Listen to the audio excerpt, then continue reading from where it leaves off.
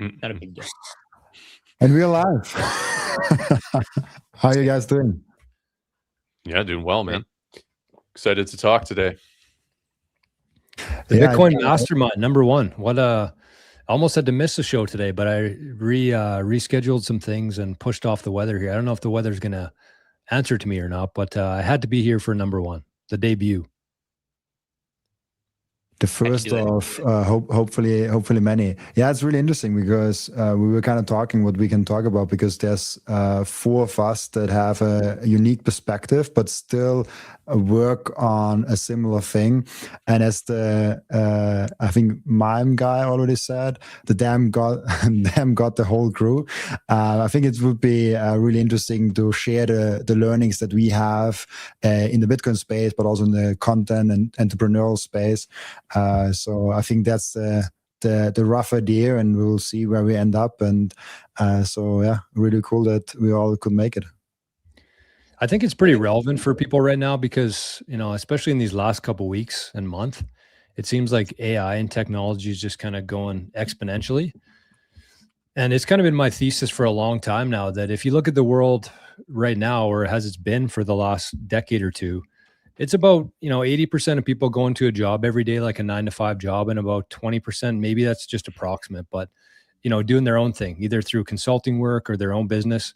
And I really think that on the other side of this, it's going to be flipped on its head. And I think Bitcoin's going to be a big part of that. I think that AI is going to drive a lot of this growth and change. And I think that in a decade from now, probably 80% of people will be kind of doing their own thing, running their own business, just doing contract work. The cool thing about Bitcoin too is that it really adapts to this global market. Even though globalization, I think in my mind anyways, is dying, I think that Bitcoin actually opens up the world, the globe, to one economy. So if I needed to, and I know all 5 of us probably work with people in different parts of the world, helping us with different projects. We don't have like one designated worker that's doing everything.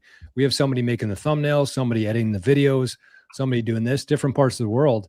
And you no longer have to go through the exchange rates country to country. You can just use Bitcoin. So I think it ties really well into the shift happening. And I think Bitcoin's going to be a pretty effective tool in that. Hi, Brandon. What's up, gentlemen? How are you? Hello. Great to see you guys. How's it going, man? Great to see you. Yeah, we're just talking about what the heck we're going to be talking about, I guess.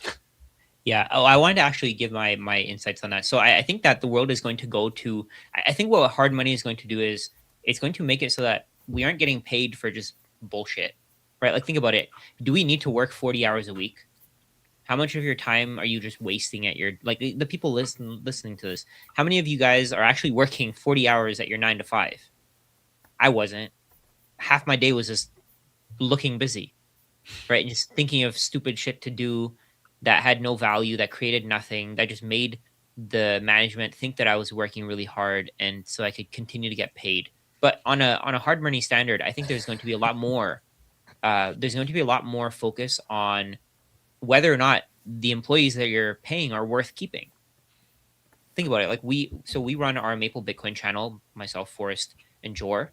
We work and do everything ourselves. I know other people choose to have, let's say, I know Robin, you have an assistant, you have people working with you. But the way that we've done it is we've leaned out to a point where our content is, we come up with our own ideas. We create our own thumbnails. Our thumbnail idea is very, very simple. We don't have to really do much. It's just text. We've streamlined our business in a way that makes it so that we don't have to spend more Bitcoin than we need to. And that works out great. Of course, there are businesses who can add more value, and that's perfectly fine. That's nothing against that. But we've found a way to just get as much Bitcoin as we can, and that's our way of doing it. And I think over time, more and more personal businesses, personal brands will be doing this. You're going to see that the people who have too much overhead may start cutting down just to save more Bitcoin, because Bitcoin is hard money and you don't want to give it away. If you give it away, you're giving away your future compounding potential with that money. And you don't want to give that away. You want to keep that as long as you can. So I think that what Bitcoin is going to do again is it's going to decrease the amount of people who are just doing bullshit jobs. It's going to end that era of bullshit jobs. People are going to be working, maybe building houses and growing food, doing things that actually make a difference in the world, because that's the things. Those are the things that are going to actually make a tangible change in how the world works, and that's how I think that Bitcoin is going to change the entire world. Yeah, I mean, the fiat system perpetuates these cycles of people will say, oh, there's easy money, there's excess liquidity in the system, and then it's tightening. And when there is easy money, when money is easy to acquire through debt or other means, it's not just workers, it's just not just the individuals that end up doing bullshit jobs. There's bullshit businesses. There's companies that can expand beyond what they beyond the merit of their idea or of their product or service. And you get things like Theranos, and they just it's just a fraud, a fake it till we make it kind of thing, all funded through VC and easy money environment, the zero interest rate policy. And then you have you almost have like these cycles, and then the money tightens, and then these businesses begin to have to lay people off and say, what, our pie in the sky idea is actually nonsense. And then it all tightens and constricts, and you have this real instability with the job market, with the economy, based on this concept of continued growth. And that's sort of flawed as well. Like, the idea that there's just always going to be continued growth is that actually reality? Like, maybe it doesn't make sense to continue to grow in one sphere if there's no natural demand for it, except that people have easy money. So Bitcoin actually brings hard money, the idea of hard money, of capped money, of not the interest rate cycles changing everything constantly, actually brings stability and allows people to build something slowly and grow over time, and actually create something that provides value to the individual. Because if they don't, they go out of business, or they aren't able to find work as an individual. And that's actually way more stable than these kind of boom and bust cycles that are actually created by the fiat system. I think this one, what Rajat said, was super interesting, because it got me back to how I was working before I started my whole podcast. Literally, I want to say like 30% of the time, you don't really do anything in your job. You are required to come at the workplace, and you have to work there, and you're getting paid for like 40 hours, 45 hours, 38 hours, depending on where you are and what you do. Some might even go to 50 or 60 hours. But you're not working all the time, and you're doing a lot of meetings that have no meaning whatsoever. Like, I hated those meetings, like the Monday morning meetings where we go in like a self-help group all together, and everyone says like how the weekend was and what they're doing this week, and I'm like, I don't care. Like, I don't care whatsoever what you're doing this week, if it doesn't affect my work. And so there's a lot of inefficiencies, I think, when the money is propped up. And what happens now with my business, I'm only doing exactly what makes sense and what brings my company, my family, myself value, and everything else is just like noise. And it's still even in a one person business, you find weird things that you can get rid of and make more efficient. But yeah, the bigger it gets, and the more fiat it gets, and the closer it gets to the state, also, the more ridiculous it gets. Like, we show up to show up in times like, I think this is like a big thing, to just like be very inefficient with it. Well, there's that cliche of the municipal roadworks, and there's 5 people standing around and 1 person digging a hole, right? And it's why is there 5 people standing around managing 1 person's work, right? It's completely, I mean, it's geared to be inefficient almost, it seems. Yeah, the part of it, I think, is also to just keep the real estate market propped up, right? Like, and the stock Ponzi scheme as well, right? Yeah. It's all part of everyone's retirement funds. They can't have that go bust. Yeah, exactly. And then with what I meant by real estate, I get what you're saying with stocks, but what I meant with real estate is that they want us to go into the office, so that there's space that's being used and occupied, and we don't have to change it to the cheapest use case for that real estate. Like using it as a rental property is probably the worst use case that you can get, because there's a limit to how much money you can get from a tenant. Whereas if you use it as commercial, this is something that actually I used to be a realtor. For anybody who doesn't know, this is something that we went through. We did the You were a numbers. realtor? I didn't know that. I used to be. I'm not anymore. I used to be.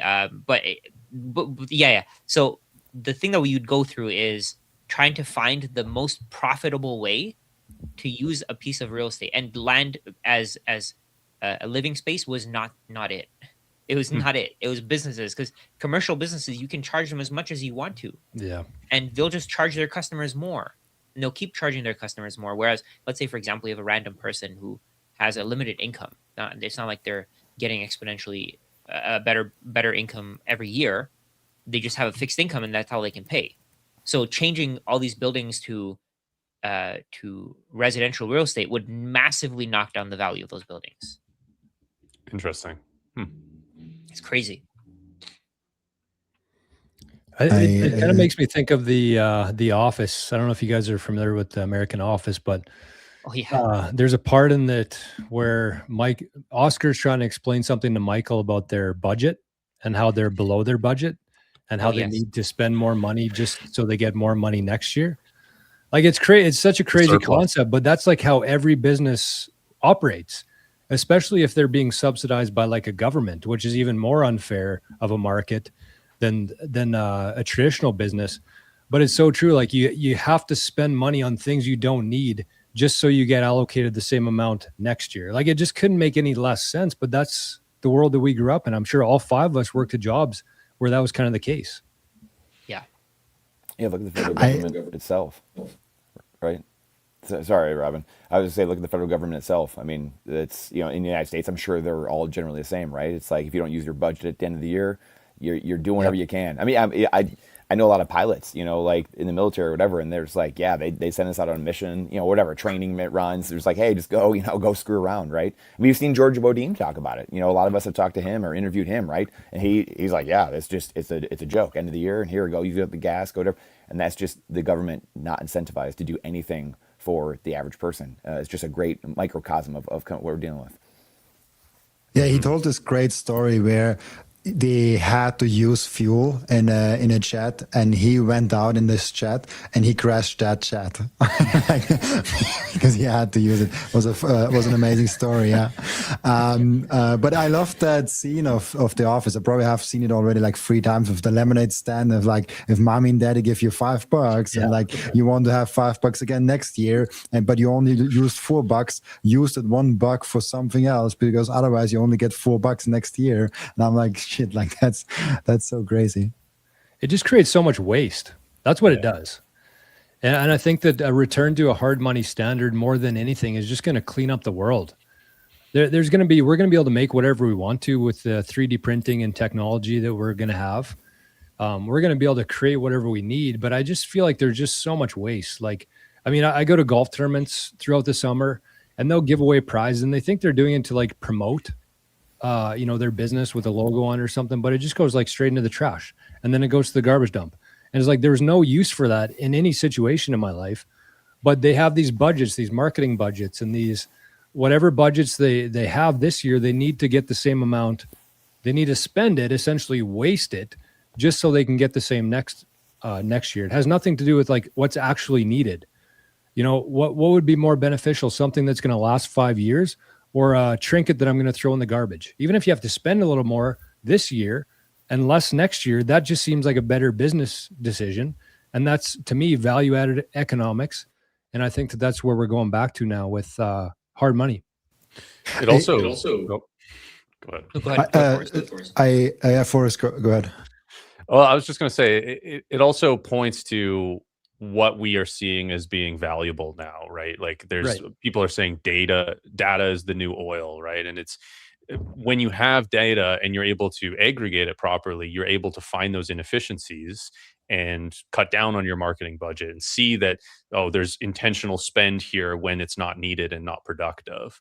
And those businesses are able to use that. And this is the same thing for AI, right? It's all technology is to create more efficiencies. And we've been talking about governments, and maybe you could speculate that there's an intentional inefficiency in there, but it goes to show that some of the most valuable companies in the world are all data related, AI related, and that's all about creating additional efficiencies. And I think, as we've all alluded to it, we've all talked about it, but as we get more onto a hard standard monetary network like with Bitcoin, if you are not as efficient as you can be, somebody else will just eat your lunch. There's no ability to be inefficient because there's no easy access to money. There's a real cost to the money, and you have to go and convince somebody to give that money to you. There's no other way to acquire it. It doesn't just get printed out of thin air. I have a question for you guys. How much of the inefficiencies in corporations is because of the money printer, and how much of it is because they are just very big corporation where it's very hard to keep every single employee as efficient as like in a free man startup? It's a great question. It's hard to answer, but I think that's what I was talking about there is with more data and there's Palantir is basically like a government agency, but their entire business and same with actually Strategies, BI business and Snowflake, they take their business is to take data and figure out where the efficiencies can be made and where they aren't. So I think it's almost like I'm sure maybe you guys have had this before, but I've had managers when I worked as an employee, and it was actually inefficient, them trying to micromanage and create more efficiency out of my work. And it creates more inefficiency by doing that. So I think there's a balance to be made there. But without a doubt, there's going to be things that fall through the cracks, even with the efficiency technology of data aggregation. I was going to mention, I think a lot of the companies that exist today probably wouldn't exist at all, right? Let's say, for example, with fake money, you have companies like McDonald's. Oh, actually, I don't know if you guys know about this, but the biggest used to work in McDonald's. Sorry? You used to work at McDonald's. Oh yeah, I actually used to. That's the funny No part. way. I actually used to. That's so funny. I used to work at McDonald's. I used to work at Walmart. I used to work at a bunch of different banks. But one thing that I've noticed is that there was a statistic that said in the U.S. the biggest beneficiaries of SNAP, like the food stamps, are at one point number 1 and 3 were McDonald's and Walmart. So what's happening here is their wages are essentially being subsidized by money printing, right? So the employees, if they didn't get SNAP benefits, they probably wouldn't want to work at McDonald's. They probably wouldn't want to work at Walmart because there's so much risk in working there. You're dedicating your time, your effort, your energy to working at those companies, but those companies they're giving you a wage that's too small for you to even sustain your lifestyle. So there wouldn't be enough workers, and those companies would just die without money printing. Like that's the thing that we're fighting against here. If there was no money printing, I bet you Walmart and McDonald's dead within a decade easily. And then you're going to have all these mom and pop shops that replace them because those mom and pop shops will probably be like what we said. They'll be efficient. They'll be lean. They'll have their own employees. They'll have their family working there, and they'll actually care about the product that they offer. They'll care about their customers. Like you'll have people coming in saying, "Oh, the usual," and somebody would come in and they'd say, and that's what they would get. Like they'd know exactly what to get for this customer. It's like those coffee shops that are run by mom and pops, right? If you go to Starbucks, nobody gives a shit about you, right? The person that works there doesn't care about you, right? But that's what happens when you have these mega corporations. Whereas with mom and pop shops, they understand their customer, they know what their customer wants, and they can actually take risks. They can be like, "Hey, I made this new recipe. You want to try it?" And they'll give it to you, and they'll get your opinion on it, right? And they actually build a relationship with you. Whereas in today's economy, because we have this fake money, we have fake employees, people who don't actually give a shit about the company, fake hours being put into the company, people aren't actually, like somebody said in the comments, they work longer than 40 hours a week. I doubt it. I mean, real hard work, you're probably not spending more than 40 hours. That probably includes your lunch, your breaks, your commute time, right? That you're not working at those times. Whereas with a mom and pop shop, if you like, all of us are content creators. We put in our time. It probably doesn't take more than maybe 5 to 6 hours of getting our work done every single day. Maybe a little bit more than that, maybe a little bit less, and you can outsource the work to decrease the amount of time that you put in. But you're not spending, I don't think you're spending like 70, 80 hours at work, right? I don't. I spend a lot less time at work, to be honest. So over time, we're going to see it gets leaner and leaner because the money isn't fake anymore and people actually value it. They're probably watching the show right now while they're at work. Yeah, exactly. So how hard are you working? Right. That's hardly working. Yeah, exactly. What do you guys, to play devil's advocate, to have some of the sports radio banter back and forth, what do you guys think, like when we extend this down the line, right? I always think of like the zoo animal, right? Like the cage animal, or like, people are being fed and there's not much to do other than just kind of like walk around your cage all day. I know the argument, let's bat that around. The argument for someone, because like the Freemason, the people that, that started this new world, especially in America, I'm deep in I don't even have the book on me, but the Freemasons, the Puritans, and the secret founding of America. So I'm deep into this. And the central bank, Abraham Lincoln, fighting this thing over and over, John Wilkes Booth, being a free, like all these rabbit holes that you've never taught in government-run schools, right? Let's extrapolate this out, though, into the end game of this world where you have Freemason type stuff, the Marxist types, the Keynesians who say, no, I'm the intellectual, I'm smarter than all of you, and you need to be cattle prodded into working, inflation, et cetera, right? And so if we remove that, because I believe everything you guys are saying, however, let's steel man it and start talking about what happens when a lot of people don't have to work. I mean, we see with AI, with abundance coming everywhere, and Bitcoin accounting for all this and being the accounting mechanism, what happens at the end of the day when there are a lot of people that just aren't working, whether it's the Bitcoin route or the UBI route or whatever? We are rapidly, obviously, as we all know, going towards that world one way or another. What ends up happening? What does that world look like? I think from my perspective, I would say that eventually all roads lead to Bitcoin either way, or hard money, I should say, not just Bitcoin. But I do think there's, the world won't be able to advance without some sort of UBI, because, I think there's people at both sides of the scale kind of downplaying AI, but also, thinking it's going to do more than it will. And I might be out to lunch here too. But I think that UBI will definitely be a thing.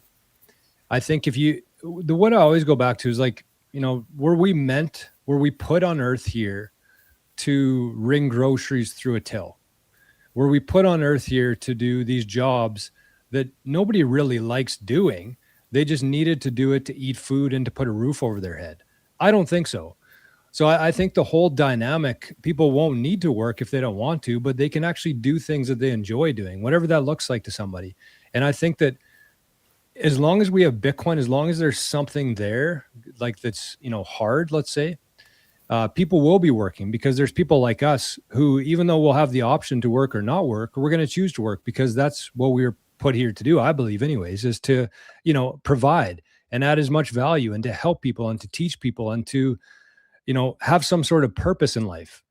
So definitely, even today, if you think about how many people out there who are just strictly on the government's tit without any sort of motivation for anything, those people will thrive in that environment. But I think that overall, there will be UBI, they'll get paid, but those units are still being created out of thin air. And so all that will still gravitate towards Bitcoin and the value that goes into each Satoshi. And I think the people who are willing to work are going to do extremely well in that scenario. That's just kind of my take on it.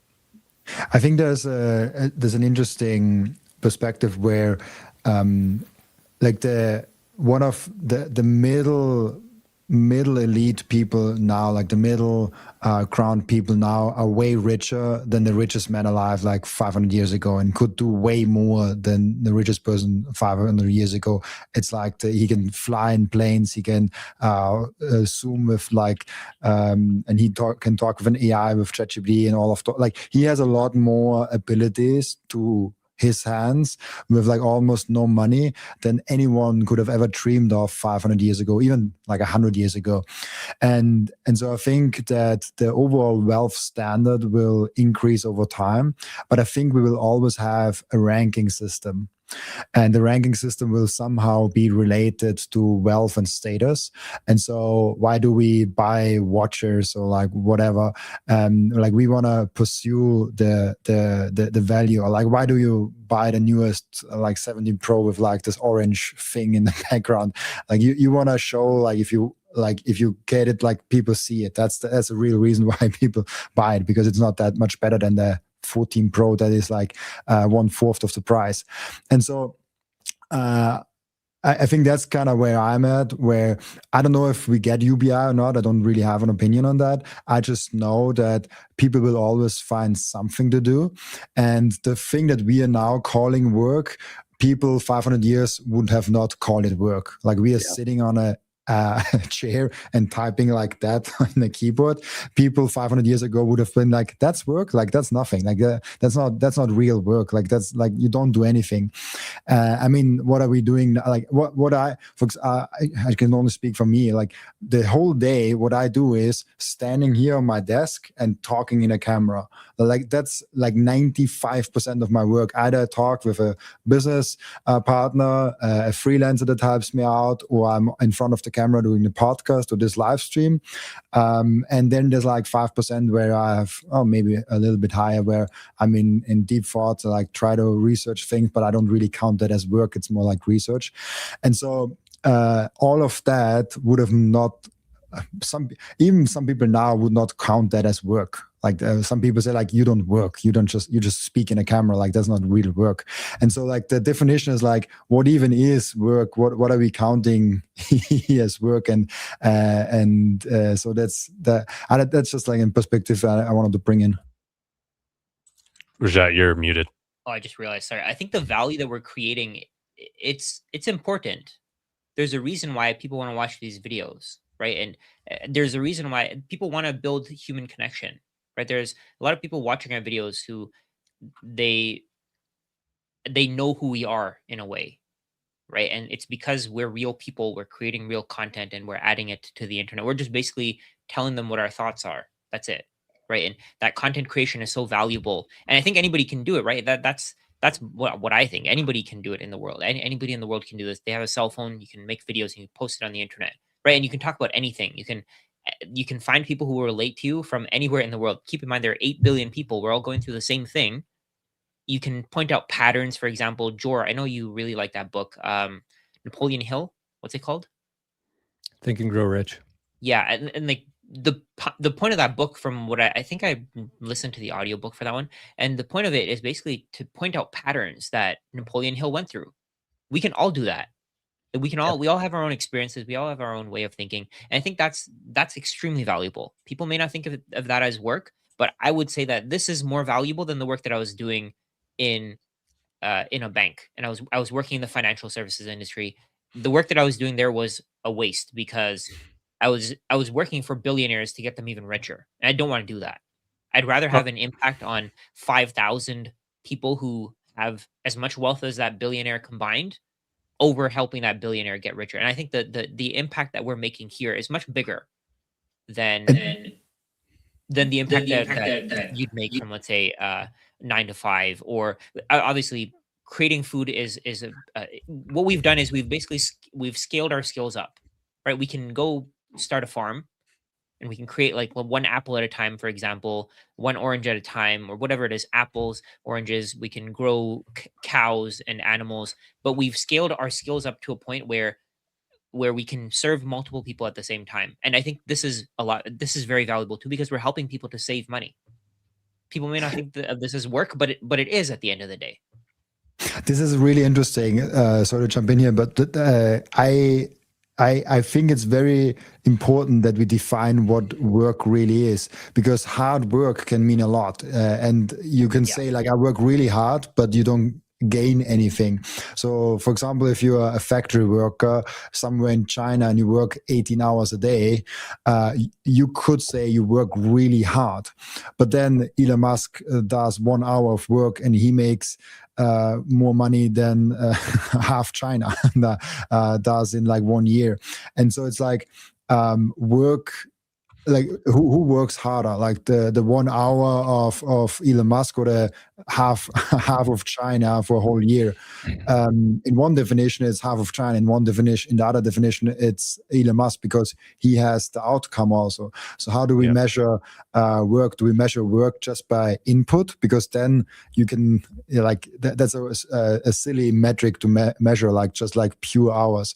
So you have to measure how hard someone is working, not only by the input, but also by what actually comes out of it. Like what is actually the leverage that you have to work. Leverage is key there.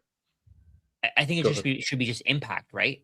Just impact. How many people you help, how many people's lives you change. How demand you are, how much demand there is for what you're doing. Right. Yeah. And, Robin, you mentioned leverage there, which is key. And Rajat, you also talked about how the work you do is, and impactful is a really good way to put it. The work you do now is more impactful and more valuable than the work you did when you worked at the bank, right? Even though,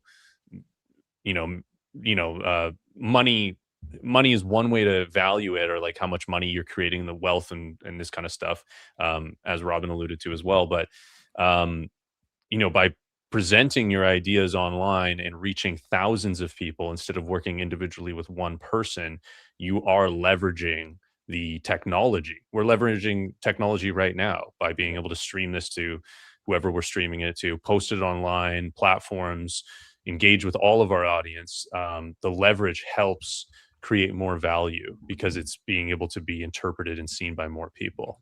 I think that's definitely part of it. I did want to quickly, while I got the mic here, I just wanted to go back to the UBI topic as well. I just wanted to share my thoughts on it. I'm not convinced that UBI is something that's going to exist long term in the future, because it's still fiat centered. Yeah. There's still this idea of, like, again, and Wild Thing commented in the comments here, who or what funds UBI? I think that's really the question there, because if it's sort of some, like, there's this concept of like, you'll get Fed tokens and you can redeem those for like, it's like 1984, like Victory Gin is like the thing that the guy drinks, and it's because it's like you get a certain allotment per month, and it's like the government funded thing. Subsidized. Yeah, exactly. And so that's essentially what I see happening is, if we go down the route of some UBI type thing, there's going to be a massive class divide between people who have wealth and people who are dependent on the UBI, because you're not going to be able to get ribeye steak with the UBI, but you can go to the farmer or the store or whatever, spend Bitcoin or hard money and get the ribeye steak. But you're just not, it's literally going to be programmed into the UBI currency that you can only redeem it for certain things, which is similar to kind of, it kind of looks similar to what we have with welfare and SNAP and these kind of things already, to some degree, which is kind of where I see more of that happening. But I don't think, I'm not sure these things can end up coexisting at a certain point, because it's always, UBI is based on theft to some degree, right? And again, he said, we tried that with ZERP here. Was it ZERP? No, that's zero interest. Tried it with CERB, which is like the COVID benefit or whatever, and it did lead to massive price inflation. So that was just a delayed theft to the individual from the debasement of currency, which is what inflation is. So how do you have UBI? How do you have voluntary UBI that isn't stealing from people? I'm not sure that exists. There is something also to that aspect. I just the comment just brought it up, which is, I think, something we should also like bring into this conversation, because you're using a fiat token that has all the negative aspects of a fiat token, not just the monetary one. Obviously, the monetary aspect of the fiat token is very horrible, but there's like more to that with like privacy, surveillance, and all of that. Like, it's a good aspect where maybe the monetary, even if there's a UBI that everyone gets paid, maybe you don't even want to accept it because the monetary value is so small, versus the disadvantage of accepting it and spending it and giving your data away is actually bigger than what you're gaining monetarily. Yeah. What do you think, Brandon? What's your thoughts on UBI? Yeah, I mean, you guys all make great points. It's all predicated on belief, you know, at the end of the day, right? Like this is all predicated on someone's going to take the dollar or some fiat currency, UBI or whatever it is, right? And everyone famously says that it's the aircraft carrier backs it up, the barrel of a gun backs it up. And it has to. It does, in the sense that it has to, because it's the only way to get all these humans to just, you know, blindly just be like, okay, well, our IRS or whatever tax agency in your country is just, you know, beating down your door. But at the end of the day, hyperinflation is just a loss of confidence in the dollar. And so I think this game could play for a long, long time. It's played way longer, even the last 15, 17 years. It's played way longer than I ever imagined it could go on. So I've kind of been black-pilled in the sense of like, yeah, this could go on for another 5, 10, 15, 30, 50 years. Who knows? Because as long as humans believe the opposite of what we all believe, it can keep going. Yeah. And if this number of us shrinks, of people who believe like this, that it's a belief structure and people believe, they have faith in the dollar still, they have faith in fiat currencies, then it can keep going. And it's just like, you guys have nailed it. I mean, like, right? Like bonds is root word of bondage. You know, if you keep giving the government currency, and that's why they set up all these programs, right? They set up all these structures like the, you know, automatic, you know, we're going to match your thing here in America with 401ks and all these things. They're all just structures designed to keep perpetuating that system without people thinking about it. And then you're on the fiat hamster wheel because of inflation in the first place. So you can't even get off to think about it for 2 seconds, what's actually happening, or looking at your paycheck, path of least resistance.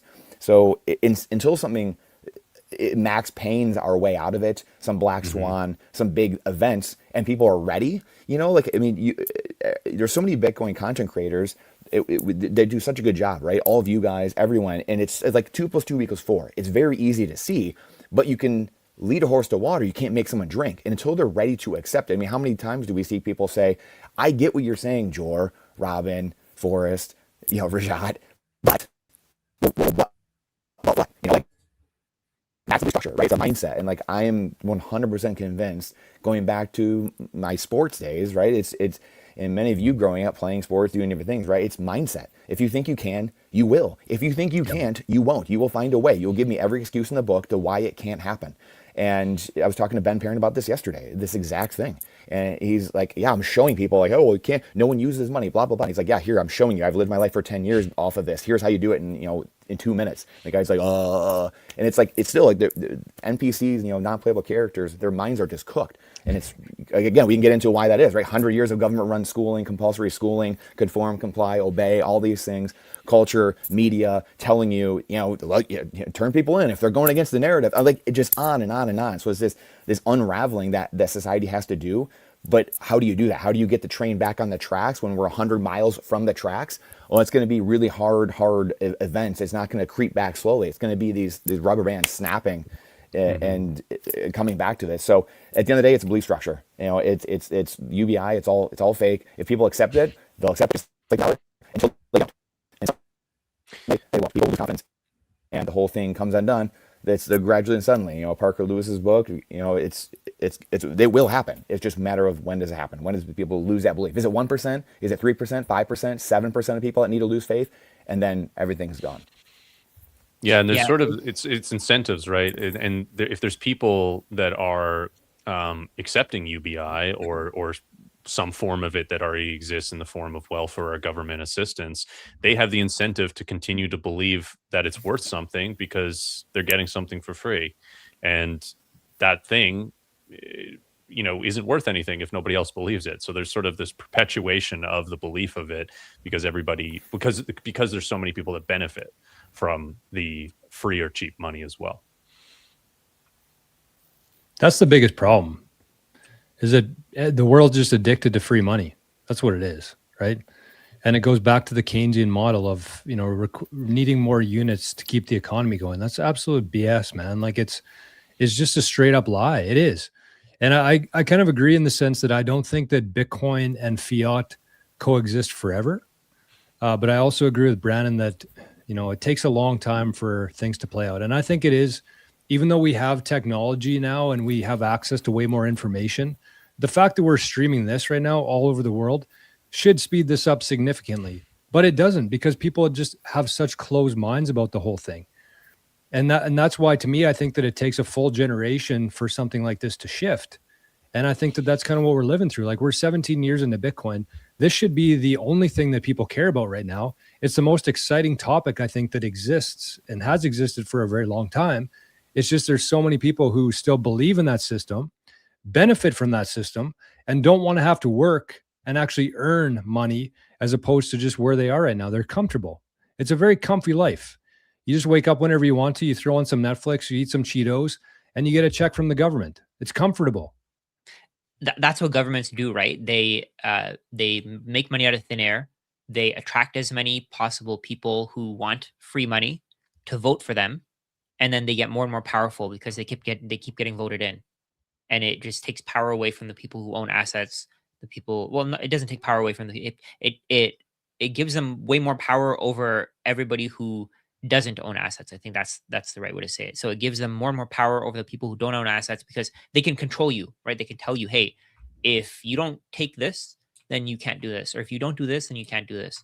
And of course, all the people who are getting free money, they're much easier to manipulate than everybody else. Because let's say, for example, so let's say your government today is saying that we're going to give you free money for doing this.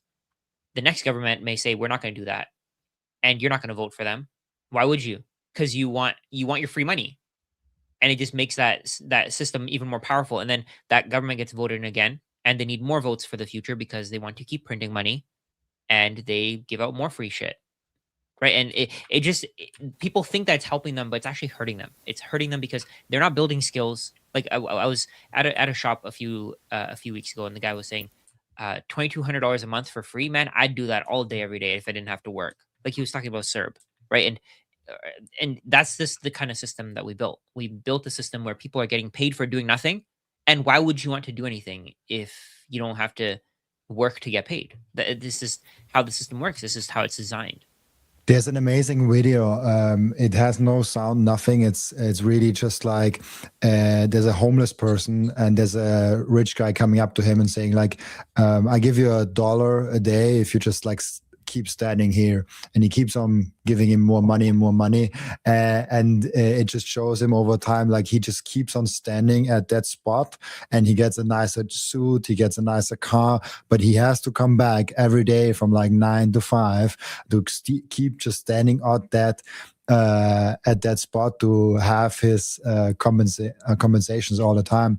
And it really is. This is kind of full circle to what we talked about earlier, where half the time you don't even know what you're actually doing in work. You're in meetings where you're like, do I have an input here? Like, if I'm not in this meeting, does the meeting in any way, shape, or form change? If the answer is no, you probably are completely useless. Is this meeting? You probably are wasting your time and other one's time in that meeting.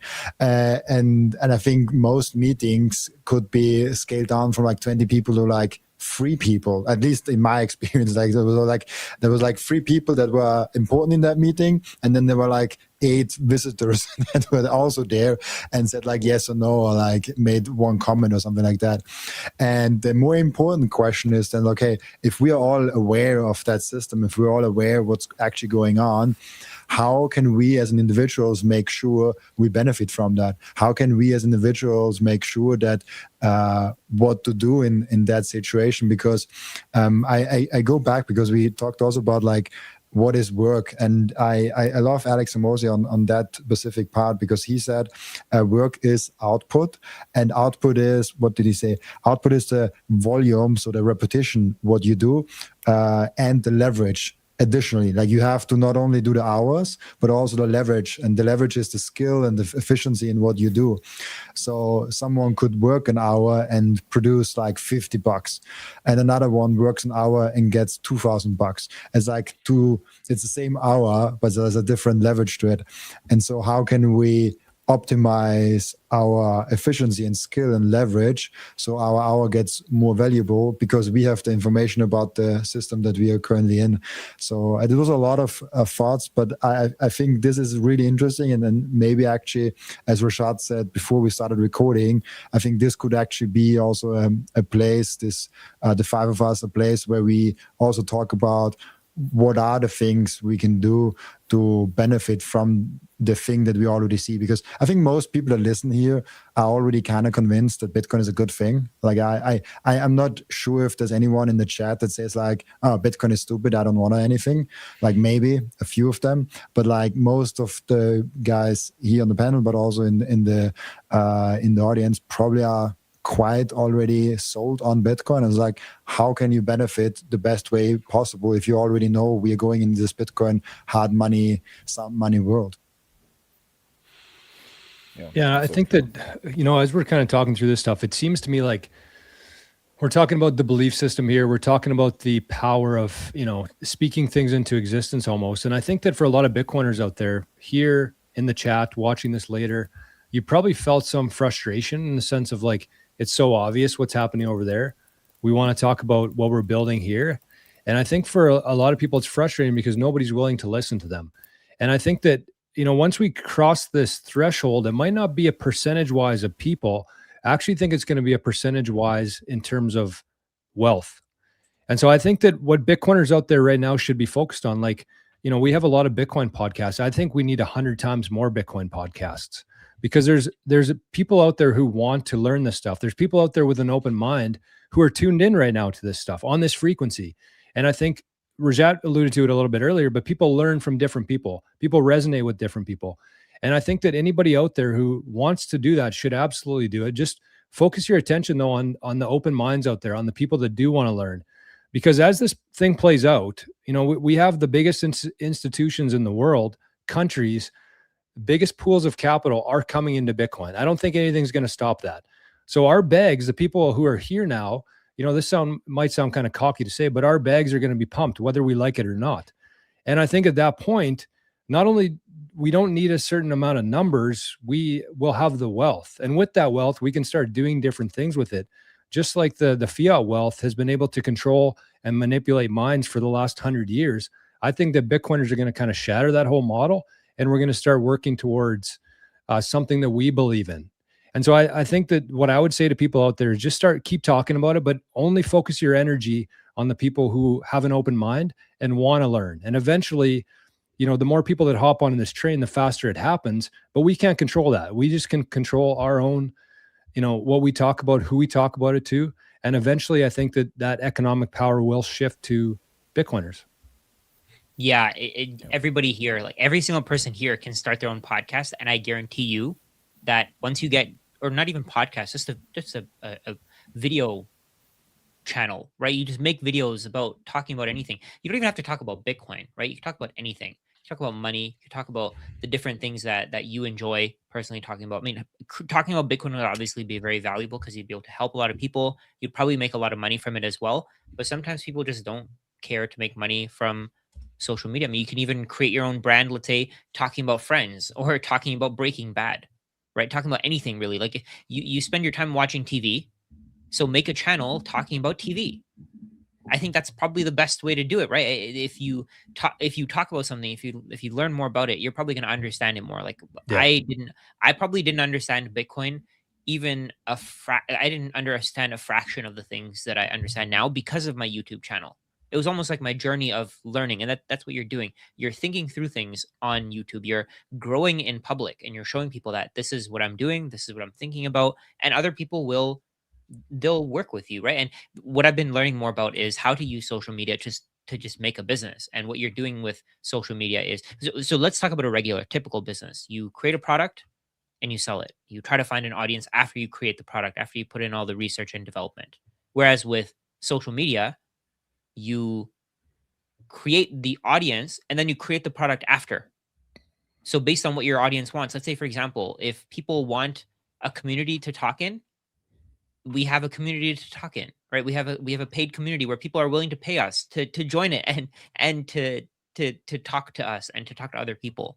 There's no spam there. What we did was we basically created our own product at the end. We created our own demand, and anybody can do that. That's my point. Anybody can do that. There are people, like I said, talking about Breaking Bad, and they have Patreons, and they're making thousands of dollars a month just talking about Breaking Bad, the show that they like, right? And they're paying their bills because they created this brand and they created this value for other people, and other people found it so valuable that they're willing to pay them for it, to keep them talking about it. I think there's like an overall message here, because like some might be uncomfortable going in front of like camera or something like that. I think it was never that easy to create something and collect money for that something. Yeah. Whatever that something is. It can be a digital product, it can be a physical product, it can be a video, an article, a book, like whatever the heck it is. And what I found is it was super scary for me. I will be super honest. The first time I jumped into this entrepreneurship, I did not know if I will make it. I did not have like the income secured, or I didn't have anything secured. Basically, I just like, okay, I have some Bitcoin. I might just live on that a few months. That was my only security that I basically had, and I was just jumping in there. What was interesting, I had to get used to for about 2 months, 3 months, that I can now do whatever I want to do. That was really hard for me to get used to. No more meetings, no more Wednesday morning meetings, Monday morning meetings, all that shit. And then all of a sudden, you have 16 hours a day where you can create whatever you want to create, and then all of a sudden, like it pops in your head, like, oh, I could do this, I could do this, I could do this. And you come to the place, and now 2 years after that, just like 2 years in, I have too many ideas that I could possibly do, that I have to say no to ideas that are really good, because I'm limiting my time. And so it's no longer about money, it's no longer about whatever else. It's just like, what is the thing that I really want to do? And I think most people would be surprised if they just stop spending all their time and energy in that weird kind of social construct called business career. They might find themselves like unlocking a new level of thinking, new level of creativity, and they can really create something like really nice. And Bitcoin, the only Bitcoin attachment to that is Bitcoin allows you to do that if you have some savings in that, and allows you to have security. Yeah. Yeah. I think, we're talking about basically what it comes down to me for me is that value for value is the concept, if I had to distill it all the way down. And then and that's sort of like the motto around like Nostr and stuff, which is you create content, people can zap you for your content. And we've talked a lot about YouTube here, but YouTube should be based off of basically it's a combination of video and your interest. As Rajat said, if your interest is watching the show Breaking Bad, if you're able to share your interest in a video format, you're able to have video online, which ends up being like a billboard, which you can have advertisements and different money making strategies on there. We talk a lot about YouTube, or we're talking about YouTube, we're talking about the internet, right? And so like Substack is writing and your interest, or at least that's like the best way to kind of do it. And then eventually you might end up tailoring your content more to the audience, which is what a lot of people end up doing. But I think it starts with your interest at least, and developing from there. And back to one thing that George said, we need hundreds and thousands of more Bitcoin podcasts, which I 100% agree with. 100% agree with. But we also just need more Bitcoiners creating value. It doesn't have to be Bitcoin podcasts, because you as a Bitcoiner are going to bring that through to whatever you do. If you make wooden figurines, if you're a whittler, you end up selling those, and you're like, hey, why don't I sell these for Bitcoin? And then that's on your website or in your storefront or whatever.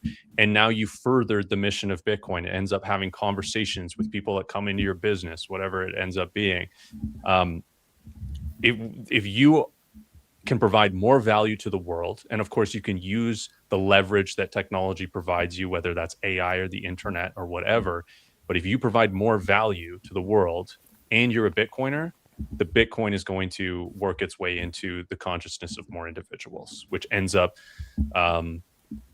helping more people and providing them an escape from the fiat system that is robbing them. And as we all know, Bitcoin is this rabbit hole that ends up changing a lot about how you think about life. It gives you a long-term time preference. It leads into, diet, lifestyle, all sorts of different crazy avenues and learning experience because of your interest in Bitcoin. I love that, 100%. and it really enables. I think a lot in general.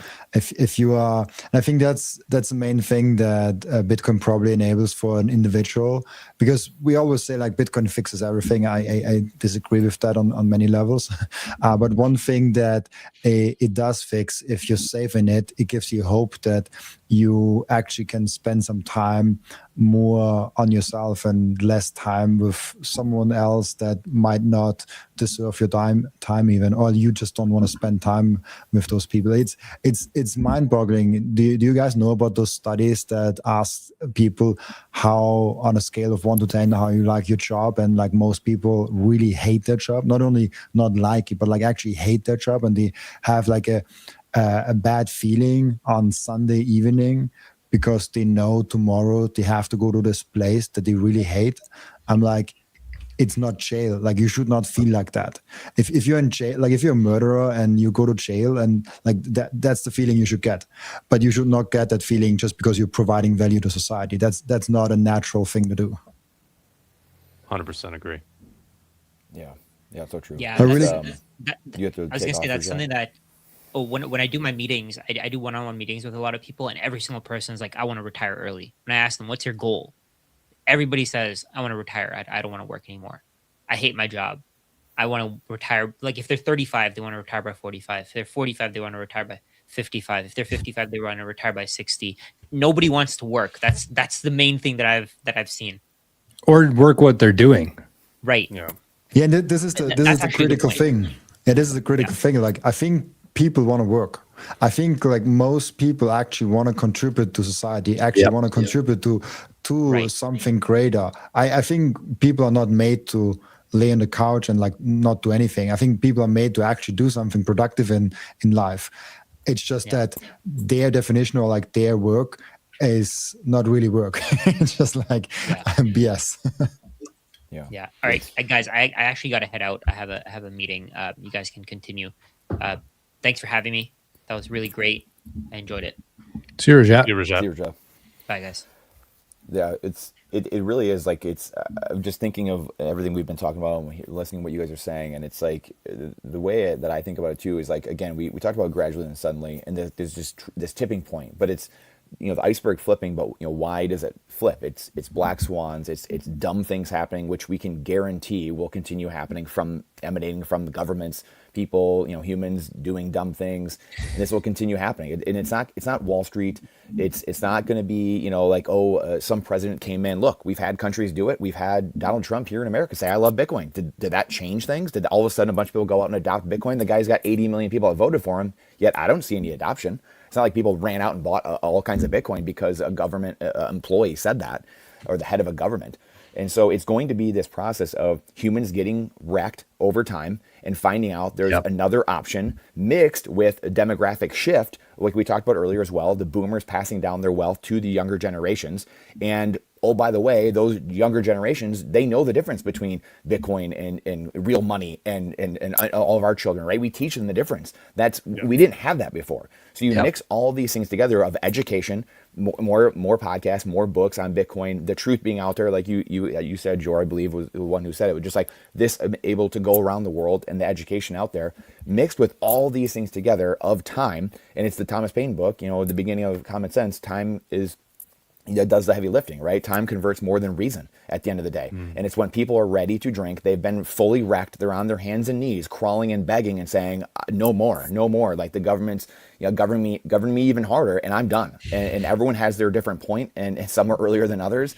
And so you mix that all together, and it looks a lot like and then the last thing I'll say too is what we've been talking about too with the businesses. So now, not only do you have the younger generation, people getting wrecked, black swans, more inflation, more printing, but then you've got Bitcoiners all during this time, the next 10 or 20 years, getting very wealthy. And so what do those people do? They create businesses, they create goods and services. They naturally, some will go to government and start, all these things will start defunding naturally and healing the government and creating a higher standard of living, lower costs over time. And it will be this cycle that happens, but it plays out over 20 years, maybe 10 or 20 more years. So it's been 17, but maybe it takes another 10, 15, 20 years as this all just kind of matriculates, and then the iceberg flips seemingly. You look back and say, oh, the iceberg flipped. Well, it just happened over time. Yeah. Time is the big one there. I 100% agree with you. And you mentioned the suddenly, or gradually, then suddenly.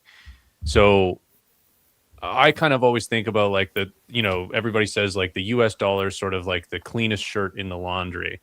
And what that says to me is they can slowly exploit US dollar holders the longest, because it's not as obvious what is happening to the US dollar holders or like a stronger fiat currency. So yeah, I just wanted to get your opinion on that, Brandon. Do you think that something is going to happen to these stronger fiat currencies, like what we've seen with different the Brazilian real or the Argentinian peso hyperinflated? Now it's a little more stable, but do you think that's going to happen to these fiat currencies, or is it just like this slow drain of people slowly figuring out how painful their existence is because of the currency they use?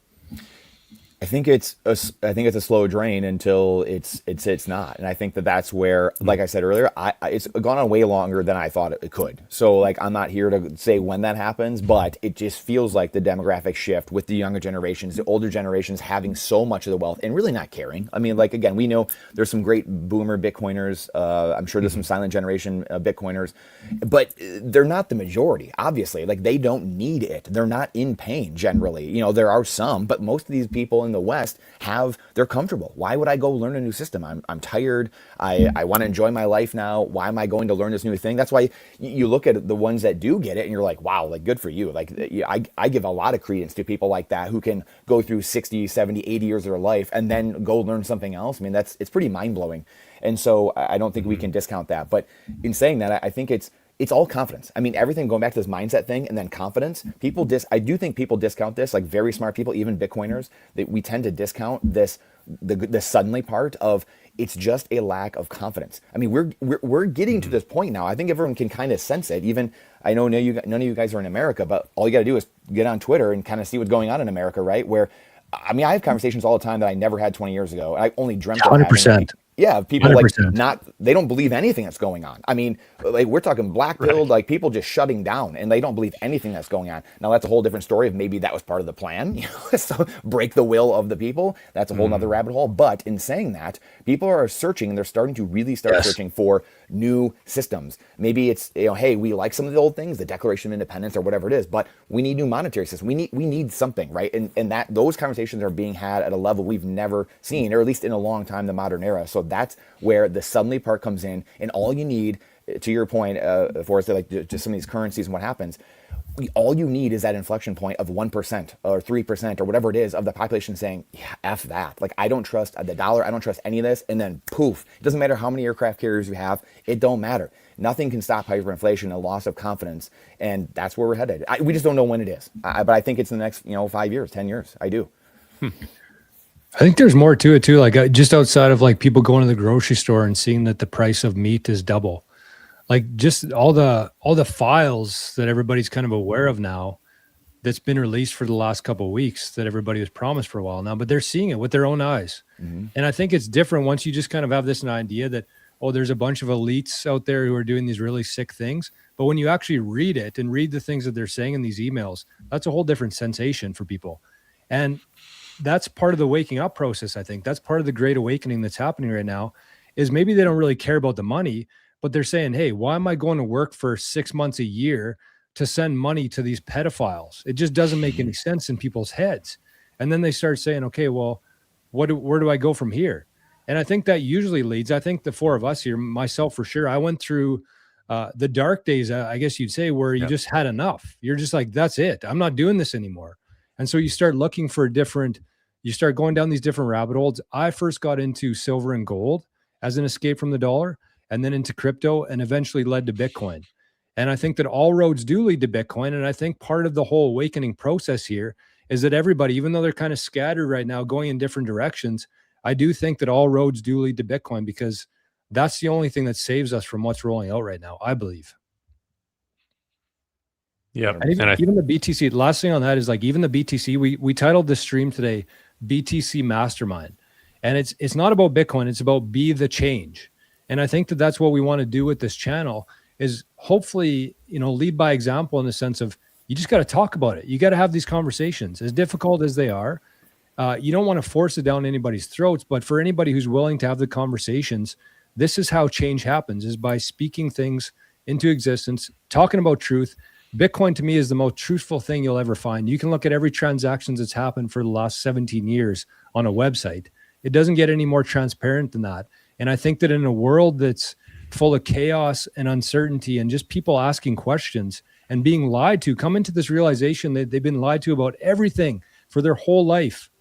And they're presented with this ledger that tells the truth of every transaction that's ever happened there. And people like this, who are having real conversations instead of, somebody paying us what to say or being influenced by this other part. It's truth. That's what the world is starving for right now, is truth. And if you can do anything to help with that, I think that, you're better for it, and the world's better for it. Yeah, and really quick, just to talk about the inflation and just put a bow on kind of what we were talking about too.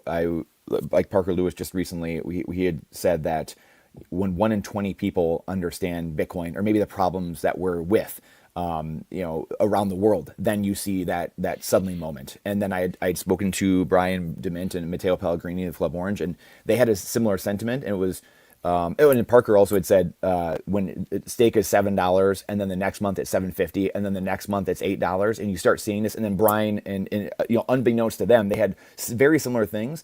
And where he had said, if you see that single-digit inflation per month, like someone seeing that each month, all of a sudden, where you're having that maybe 10% inflation monthly, that's when you start seeing this rapid, increase in people, the awareness, and people coming to search for the things that we're talking about. And so it just goes back to this again. You can't make the horse drink water. We can bring people there. We put it there, and when people are ready, and so when you mentioned this earlier, when society's ready for it, it will be there for them, and that's our job. Our job is to be there when people are ready.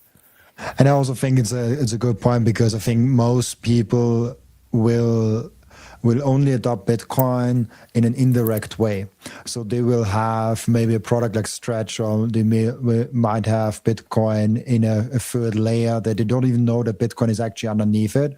And so for the few people that are aware of that, for the few people that actually pay attention, study deeper, they can benefit from that so much. If you are now in 2026 here, and you can get yourself UTXOs on the main chain of Bitcoin, that's huge in 10 years. We always talk about how many Bitcoin do you need to retire, like 0.1 and all of that. But in the end of the day, with whatever you got, and you get UTXOs on the base chain, you will be freaking awesome in 10, 20 years, because you have something that most people aren't even aware of. And this is a fundamental, I always compare it to having a piece of the TCP/IP protocol where everything else is kind of built on top. It's good or bad that we didn't have the TCP/IP token that was kind of launched in 1990, and you could buy that or not. Otherwise it would be now I guess Bitcoin is kind of that TCP/IP token now to the internet. But yeah, that's how I look at it, and I'm like, yeah, if you can control your own UTXOs on the base layer, and you have enough to do that and not be dust, you will be fine. Yeah, it's a really good point. And I always tell people, first time I bought Bitcoin was back in 2017, and I guess I had fiat exposure to Bitcoin in a Coinbase account, because I didn't even know that self-custody was a thing. And that, and I ended up trading it, selling it, starting my own business instead of, continuing to learn about what it was, and then, you know, came back into it years later and gone down the entire rabbit hole. But it's this process of learning that you do think you own Bitcoin when you buy it on Coinbase and hold it in an exchange. You don't even know that there's a different way to hold Bitcoin, and that it's a bearer asset. And that concept, like, what does that even mean? What is the knock-on effects of having the ability to have a bearer asset money and participate in a neutral monetary network and not just an internal ledger on a crypto casino, right? It's a complete paradigm shift, and it takes a lot of learning to get there. And I think that's part of the time as well. You know, Brandon, you've mentioned like the generational change, and I do think you're totally spot on there. But there's just the individual change that takes years as well to even get to the point of understanding how to own Bitcoin properly. Yeah. I mean, again, all of us have been in Bitcoin, you know, 5-10 years, and you're still learning stuff every day. You know, like it just doesn't end. And that's, you know, part of the journey of life. And school teaches you that it ends. Once you're out of school, then all of a sudden learning ends. And that's where a lot of society's at, right? And so it's a lot of this auditing. Like society is about to go through a major audit, you know, like, and they're about to have to account for all their sins, you know, spiritual and secular, you know, and so it's wild too. The other the Bitcoin has to be worked for, and I want to say that again, like whether it's your previous time and energy or future time, currency printer that the elites have, the quintillionaires at the top, the people. I think you have some hiccup, Brandon. Nope. Damn it! I was hoping that was just me. Yeah, we're only getting about half of what you say. Yeah, like the internet's cutting out. But I think you said, if I'm not wrong, go ahead. Yeah, if I'm not wrong, I think you said that you have to work for Bitcoin. I think this is a really good point, because like no matter, like, of course, like you can also buy it with fiat, and the fiat might not be like you might have gotten the fiat because of a handout or something like that, but like that's not Bitcoin's fault. And this is a true change in this system. If I got the parts right, what you said, Brandon, like you have to work for Bitcoin. There's no cheating. Even if you have 1,000 Bitcoin, the next 1 Bitcoin costs for you the same thing that it costs for everyone. And this is I think a very, very important part is this proof of work, because people always ask like, okay, but Bitcoin is still like the same way distributed as the fiat system, and like what does it really change? This is what changes. The proof of work aspect. You have to work for Bitcoin. There's no cheating. There's no staking. Just because you have 1,000 Bitcoin doesn't mean the next Bitcoin is easy for you to get the same way as you have. Like if you have 0.1 Bitcoin, the next Bitcoin is the same energy that you need to put in as if you have already 1,000 Bitcoin. I mean, there's a difference. If you have 1,000 Bitcoin, you might have a company where it makes it easy to buy, but all of that. So I think this is a very important point, that it's a proof of work system and you need to put in energy. Which is how it should be. Yep. That's nature, right? That's why I like value-added economics, like Austrian economics, so much, is because that's what nature is. You plant a tree, you have a seed, a tree seed is at $2 because you haven't put any time. There's no work into that. There's no sunlight. There's no rain. It's $2. And then you get a bigger plant and it might cost $20 because there's some work that's gone into that, some energy that's gone into that. And then you get a full tree and you can chop that up into firewood for thousands of dollars. That's nature. That's value-added economics. And I think that's how life should be. And I think we're finally going back to that. We haven't had that for 100 years. Everybody talks about 1971 as a big date, but it was really the 1930s, I think, when we really went off the gold standard unofficially. 40 years later, we went off officially, but it's been an artificial world for 100 years. And I'm really excited myself to be part of, in any small way that I am, helping build that new hard money standard that we're going into. And I just think it literally flips every single aspect of society on its head when you actually have a currency that's backed by something that requires energy. That's what it is. That's what it comes down to. And thankfully, we do have Bitcoin. And so all these other fiat games and UBIs and everything can kind of happen. But as long as you're holding Bitcoin and UTXO, especially in cold storage, all that value is going to eventually flow into that over time. And it's not something that can be rushed. It's something that will take time, but it's something that you can be a part of. We're all part of this Bitcoin network here. And I think that's why we wanted to start the show, is to, help other people who are going through this right now. And the other thing too, that you guys said that I really liked was, if you look at your Bitcoin stack today, that's pretty much an accumulation of all the work and value that you've added to the world up until this point. That's what it captures. It captures the amount of value that you've added so far in your life. And I think people really just have a misconception of that. They might drive down a neighborhood and see a bunch of big houses or shitty houses, and they think that's a direct reflection of the person in there. But it's the people living in those houses, that's a direct relationship to how much value they've added to the world. They're choosing to store some of that value in their house. If you're in Bitcoin, that's a direct representation of how much value you've added so far. And like you said there, Robin, in the future, when you're adding more value, doing more work, there's no shortcuts here. You can't earn yield on it. There's no matter how much Bitcoin you have, you're not going to get more interest income coming in because of it. That next Bitcoin that you get is market value. It's a free market. And I think the world needs that more than ever right now. I 100% agree. You guys want to keep it going? We can, but I think like around like the 1.5 hour mark, we should keep it, because I feel like we could talk also for 5 hours. So we have to kind of inorganically cut it somehow. Really cool. Like if you guys like it, this. I think this will be a long-term thing that we do on every Tuesday at that very time. It's 8 p.m. European time. I think it's like 1 p.m. in Canada. Like what are the time zones that you guys are in? 11 Pacific Standard Time for me. Forrest is on the West Coast. Yes. Yep. It's 2 for me right now. Rajat would be 3 p.m. And Brandon, are you East or West? Rajat in the East, yeah. Yeah, so like this is around the time that we will do it on every Tuesday. If it's hidden, we might even make our own channel for that, because there's like one thing we see all the comments, and this is why I like having like one channel for something, because then everyone that watches this thing can kind of talk to each other. It's the only thing that I don't like about having the stream on many different. Like I would love that. Kind of YouTube combines that and like has all the things together. But yeah, like it's been amazing, and it's been really, really cool to have you guys all here.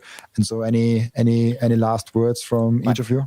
My last words, this is amazing stuff, and I can't wait for just more collaborations. The last 6 months have been awesome because there's way more collaborations in the Bitcoin space, and we need much more of it. And we do, to Robin's point, we see all the comments. We'll talk about BIP 110. We'll talk about David Bailey. We'll talk about all this stuff, guys. So don't you worry. Don't get your panties in a bunch too much. We'll take care of you guys. So,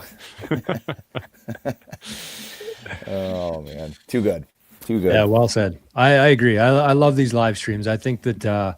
In my eyes, anyways, and I've heard Robin speak on this before, but I just think live streams are the future here, because we can interact, we can see people. Yeah. In an internet that's going to be full of slop AI, and we're already kind of starting to see that. I think something like this. I talked about truth being so important, but just like real humans speaking, imperfections, stuttering. That's what people like. I do it all the time. I try to. The worst thing that I watch on the internet is something that's so perfectly coordinated, reading from a script, all the fancy things. I just don't relate to that at all, because I know it's not real. And so I think that doing these live streams, having people in the chat, we'll have to figure out a good strategy for like answering questions and things like that. But we'll come up with it. This was the first episode, and it was an absolute pleasure to be here with you boys today. And just one thing which is, I think, really, really cool, because here I've watched a little bit the statistics next to it, and we are since like half an hour around the 250, 300 different people in the live stream. Oh, nice. This is really, really huge. Like having 300 like-minded people that are in this together and learning and teaching of each other. Like I think this is something really cool. And if we can do it like every single Tuesday, same time, will be fun. Sometimes 3 people, sometimes 4 people, sometimes 5 people, as we have time. This will be fun. Forrest, any last words from you two? Just reiterate what you guys said. I think this was a lot of fun. Thanks everybody for tuning in, checking out the first of hopefully many, and check out each one of our channels. We got lots of content. Continue studying Bitcoin, continue learning, stay curious, and save in Bitcoin for the long term. Know what you believe and believe what you know. Yeah. What was that, Brandon? I missed that. Know what you believe. Know what you believe and believe what you know. Love that. I just want to say one more thing too, because the idea here was BTC Mastermind, be the change. But Mastermind is actually a concept from Napoleon Hill. Rajat mentioned it earlier. But it's the idea of bringing minds together. So Robin has different skill sets that he's working on in his world. Forrest as well. Brandon, myself, and people in the chat. And I think that when you bring these minds together, it forms something new. That's something very powerful. And so we want to share tools that we come across, resources that we have conversations that we think will be valuable to other people. And I think that this mastermind is going to grow into something much bigger than the 4 of us. And that's kind of the intention of this. So that's what I got. And also the distribution of, like, we have America, we have Canada, we have Europe. Maybe we can get like Australians and like other people also over time in. I think this is the major thing, I think someone in the beginning mentioned it, the pleb chat, mastermind group kind of a thing. So really cool. Brandon, you wanted to no, I mean, Bitcoin is a humility test at the end of the day. It's not an IQ test. And so I think the big thing is I would probably, I'll put words in everyone's mouth here and Rajat's too. My job is to fire myself from this at some point. Yes. I hope a year, 5 years, 10 years from now, I don't have to do this. I hope that someone 10x, 100x smarter is out there in the fiat world somewhere, which we know they are, and they come in and they do this job much better than I do, much better than Jor does, and Forrest, and Rajat, and Robin. Like Joe Rogan will be doing the Bitcoin podcast at some point, right? And like that's the goal. The goal is to find these other people that are much smarter, much better communicators, or better looking, whatever it is, and they are able to orange pill 10 million people because of who they are, and they're out there. And it's our job to just chug along while it's our time, and then all of a sudden here we are. And that's what you guys just made me think of, that with the chat, the plebs in the chat, everyone masterminding together and being together, a decentralized voluntary system. Voluntary system. No one has to do this, and we're here. We're not getting paid to be here either. We're not getting. This the signal in all the noise, and that should tell you something and where we're headed. So it's gonna be fun. I mean, there's some ad revenue I think that we get, but not a lot. Yeah, a couple bucks. Yeah, 40 cents. Get a coffee at Starbucks. Yeah, where no one knows you. For 40 cents, I used to buy 8 5-cent candies. Now buys half a 5-cent candy. That's the world that we're in. I can't find the comment. Oh shit! There was a really good comment that said, "How many different beard types?" I saw that. That was so funny. It really made me laugh because I saw the picture and like each of us has like a different. Like I think Joe and I have like the most similar ones, but he has better. His beard is growing better than mine, and that's why it looks different. All the different beard types, and Rajat has all the different one. So I think I wanted to end with that comment, but I can't find it anymore. That might be like a good logo for us, like 5 heads with all different facial hairs on them. Yeah, there you go. Just the facial. I would love that, and then BTC, be the change as a logo. Yeah. So thank you guys so much for coming on and being here with us. We will be back. Awesome. Thanks, fellas. Bye-bye. Thanks, everybody. Thanks, guys.